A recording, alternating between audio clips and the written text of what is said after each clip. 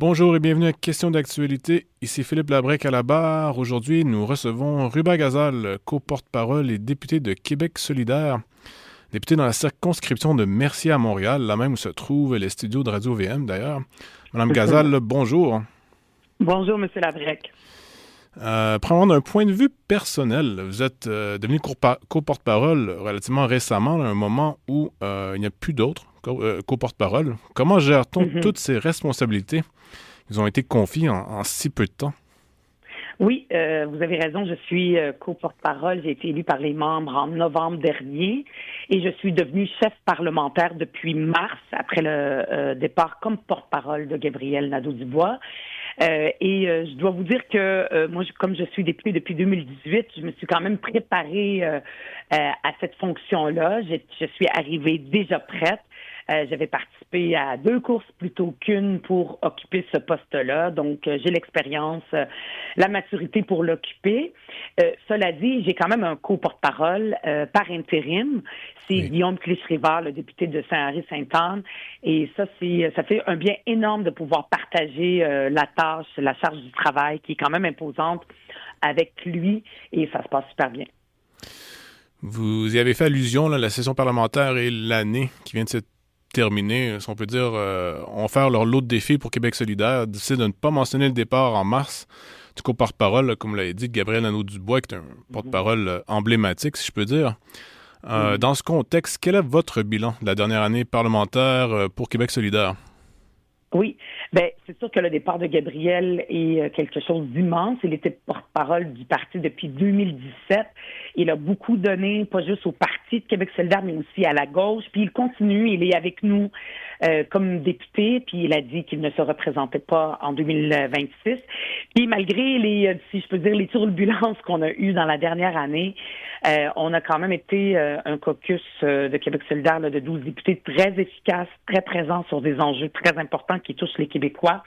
Juste la dernière session parlementaire, moi-même, j'ai déposé 2 projets de loi qui sont importants, dont un en éducation pour assurer l'égalité des chances. Ça a été salué par beaucoup de gens du milieu et on sait à quel point on a besoin d'une éducation forte pour le Québec, surtout dans le contexte aujourd'hui où le gouvernement est en train de sabrer totalement là, dans l'éducation. Il y a un soulèvement là, de la population malgré l'été qui a lieu aujourd'hui. Je participe d'ailleurs tantôt à une manifestation pour ça, au pied du Mont-Royal, avec des parents qui sont fâchés, des gens qui travaillent dans le milieu.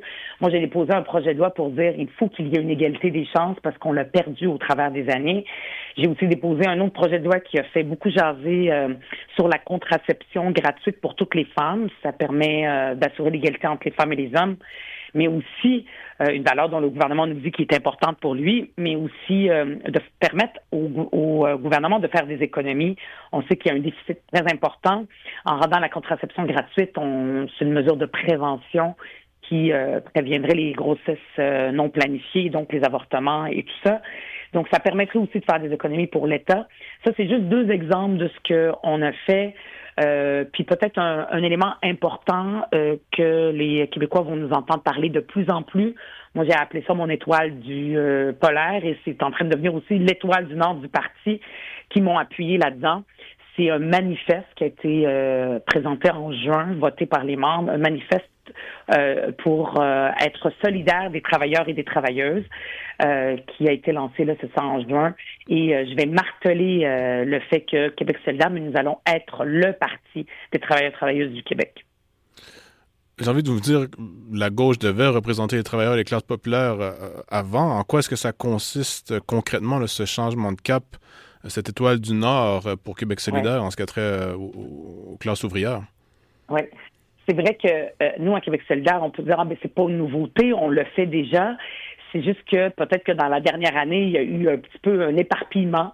Et l'idée, c'est de dire, de répéter le message puis d'être concentré sur une vision commune sur ce que ça veut dire d'être le Parti des travailleurs et des travailleuses. Et c'est pour ça qu'on l'a mis dans un document qui a été appuyé presque à la totalité des membres en juin. Et ça comprend beaucoup de choses. En ce moment, il y a un bris du contrat social. C'est-à-dire que normalement, on est supposé, on travaille, on paye des impôts, on doit s'attendre à être capable de payer pour les besoins essentiels, l'épicerie, le logement, ou l'hypothèque, et aussi avoir des services, services de santé, services d'éducation. Ce contrat-là est brisé au Québec. Et avec les gouvernements précédents qui ont beaucoup sabré dans nos services publics, le gouvernement actuel aussi qui le fait et qui gaspille l'argent, et c'est ce qui fait qu'on se retrouve aussi avec un déficit historique, parce que aussi le gouvernement veut s'empêcher d'aller chercher l'argent là où il se trouve. Ben le contrat social, il est brisé. Donc, comment est-ce qu'on s'assure de protéger les travailleurs et travailleuses? C'est notamment en nous assurant qu'il y ait des logements abordables, ce qui n'est pas le cas du tout en ce moment. On est à l'approche du 1er juillet. Il y a 2000 ménages qui n'ont pas de logement. Il y a une crise de l'itinérance qui est devenue une crise humanitaire. On le voit partout dans toutes les régions, pas juste à Montréal. Donc, c'est ce contrat-là qui doit être réparé. Puis, il n'y a personne qui parle pour les travailleurs et travailleuses. Et nous, on veut être plus concentré sur ce message-là. Puis moi, je le porte beaucoup aussi de façon personnelle. C'est peut-être moins connu. Moi, j'ai travaillé dans des usines manufacturières pendant une quinzaine d'années en santé, sécurité et environnement, et j'ai toujours travaillé avec les travailleurs-travailleuses là, dans les usines, mais il y a aussi des travailleurs-travailleuses, évidemment, dans nos services publics qui portent à bout de bras, surtout des femmes, nos services publics. Toute cette classe, ces gens-là qui travaillent fort, moi, je les connais. Moi, je suis pas une politicienne de carrière. J'ai eu une carrière avant de devenir députée et politicienne. Et je veux leur parler et continuer à les défendre comme je l'ai fait pendant une quinzaine d'années dans ma carrière avant d'être députée. Je veux continuer à le faire à l'Assemblée nationale. J'aimerais vous poser une question peut-être plus philosophique que politique, mais quelle est votre vision de ce qu'est la gauche aujourd'hui? Ben, la gauche, c'est comme on disait, la gauche à Québec solidaire, premièrement, ça ne se bouscule pas aux portes pour être un parti de gauche. Quand on regarde les principaux partis représentés à l'Assemblée nationale, ben il n'y en a pas beaucoup qui se disent assumés, d'une gauche assumée. On est le seul parti à se définir comme tel. Ça veut dire être progressiste, c'est-à-dire être pour l'égalité des chances, de défendre les gens qui ont peu de voix. Pas uniquement une certaine élite ou une classe de gens qui possèdent, que ce soit des entreprises, de propriétaires. Ça, il y en a toujours eu dans l'histoire qui défendent une élite politique, qui défend une élite économique. Nous, à Québec solidaire, on veut briser ça et porter la voix des gens qui ont moins de voix. Donc, l'égalité des chances, le féminisme, l'égalité entre les femmes et les hommes, la défense des travailleurs et travailleuses. Et, c'est vraiment quelque chose de base. Je veux dire que c'est le gros bon sens même de gauche. C'est-à-dire que c'est pas normal que tu puisses travailler à temps plein et être obligé, malgré tout, d'aller dans une banque alimentaire parce que l'épicerie coûte cher. On sait que ça existe aux États-Unis, on sait que ça existe ailleurs dans le monde. Au Québec, il y a toujours eu ce contrat social depuis la Révolution tranquille qui dit, ben, tu travailles, tu payes des impôts, puis là, il va y avoir un filet social. Et ce filet est de plus en plus troué. Et c'est ce qui fait que les gens qui vont dans les banques alimentaires, c'est des gens qui travaillent parce que ce contrat est brisé. Donc, le gros bon sens, c'est que tu travailles, tu dois être capable de te nourrir, tu dois être capable de te loger. Puis ça se fera pas juste par la magie de l'offre et de la demande dont on nous a toujours rabattu les oreilles et habitués. Ça ne marchera pas dans ce monde de licorne qui dit que si tu donnes aux grandes entreprises, ça va percoler puis que les intérêts des travailleurs et travailleuses vont être protégés. C'est de la magie, ça ne fonctionne pas comme ça. C'est ce qu'on nous a toujours promis depuis 40 ans. Ça ne marche pas. Donc, nous, c'est de dire, arrêtons de nous raconter des bobards, puis protégeons ces personnes-là pour vrai, en protégeant leur rapport de force. Ils sont syndiqués, en protégeant le filet social, si par exemple, pour pas qu'ils tombent entre les cracks. Et c'est ce qu'on fait à Québec solidaire. C'est le travail qu'on fait depuis qu'on est à l'Assemblée nationale, depuis notre fondation, depuis 20 ans. Puis moi, c'est ce que je veux continuer à défendre. Vous parlez des classes sociales, les classes populaires, les classes des travailleurs. Je vais vous poser une question électorale. Est-ce qu'on peut gagner une élection en s'adressant presque uniquement à ces gens-ci, en oubliant la classe moyenne et les plus bourgeois? Bien, quand je parle c'est parce que la classe moyenne, ça veut dire quoi? Tout le monde a l'impression de faire partie de la classe moyenne. Moi, quand je dis que je défends les travailleurs et les travailleuses, Ça comprend, par exemple, les profs, le personnel scolaire. Ça comprend les infirmières, les préposés aux bénéficiaires. Ça comprend aussi les gens qui travaillent au salaire minimum, mais aussi des gens comme ceux que j'ai côtoyés qui travaillent dans des usines, qui souvent se sacrifient quand il y a des crises économiques, comme on a l'impression qu'il va y avoir parce que leur employeur leur dit, par exemple, quand c'est des entreprises privées, moi j'ai déjà vu ça, j'ai déjà travaillé chez Bombardier Aéronautique avant que ça devienne Airbus, où est-ce qu'on disait serrez-vous la ceinture, parce qu'on a besoin de faire prospérer l'entreprise pour que vous puissiez continuer à avoir des emplois. Puis là, ces compagnies-là demandent beaucoup de subventions, mais cet argent-là, des subventions qui sont prises du gouvernement, c'est de l'argent des Québécois, ben ils percolent pas toujours aux travailleurs, travailleuses. Donc,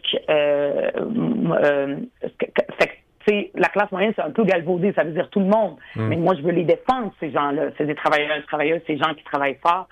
Après ça, moi, je n'achète pas l'idée que que les gens les plus riches, donc les multimillionnaires, il y en a au Québec, que ces gens-là, ben, ils ont fait leur part. On peut pas leur en demander plus, sinon on arrête de créer de la richesse. C'est quelque chose avec lequel on nous rabat les oreilles depuis très longtemps. On ne croit plus à ça. Moi, je ne crois pas à ça. Et il faut aller chercher l'argent là où il est. Nous avons fait une proposition d'aller taxer les multimillionnaires. Ça, c'est 4 000 ménages au Québec et ça rapporterait à peu près 2 milliards de dollars dans les coffres de l'État. Et le gouvernement refuse d'aller là. Pourtant, il y a eu un sondage qui a démontré que les Québécois sont d'accord avec ça, qu'ils veulent qu'on aille chercher l'argent qui est là, qui existe, mais qui dort chez des gens qui ont beaucoup, beaucoup de capital. Puis pendant ce temps-là, bien, on a les élèves en difficulté qui sont à risque de décrocher parce que le gouvernement coupe pour éponger le déficit causé par ses propres gaspillages. En moins de 2 minutes, je m'en voudrais de pas vous poser une question sur le référendum troisième référendum potentiel. Admettons que ça se passe d'ici 2030, comme le Parti québécois le propose. Vous vous êtes déclaré souverainiste. L'électorat, par contre, au sein de QS, est un peu divisé 50-50 entre le oui et le non, si je peux réduire la chose à ceci. Quelle serait la position de QS si jamais on devait déclarer un troisième référendum d'ici 2030? Est-ce qu'il ferait partie du camp du oui ou du non? Québec solidaire est indépendantiste depuis sa fondation. À chacune des campagnes électorales, sans exception, nous sommes le seul parti à proposer dans un premier mandat une assemblée constituante, une assemblée citoyenne pour écrire la Constitution du Québec et de finir ce processus-là avec un référendum où la population décide oui ou non d'avoir une Constitution d'un Québec pays. Donc ça on n'a jamais lésiné là-dessus en fonction des élections et des sondages. Maintenant, Québec solidaire, c'est sûr que s'il y a un référendum demain matin, moi je vote oui, nous allons voter oui. Et de la même façon qu'en 1995, où Mario Dumont, à l'époque, il était chef de l'ADQ, et Françoise David, qui était présidente de la Fédération des femmes du Québec, ont fait partie du camp du oui. Après une discussion, une négociation, si ça a lieu, c'est sûr et certain qu'il va y avoir des discussions, des négociations, mais c'est sûr que je vais voter oui, ça, c'est sûr et certain. Ruba Gazal, co-porte-parole et députée de Québec solidaire, merci. Merci à vous. Bonne journée. Bonne journée. Lundi, nous recevons Charles Milliard du PLQ, donc soyez les nôtres.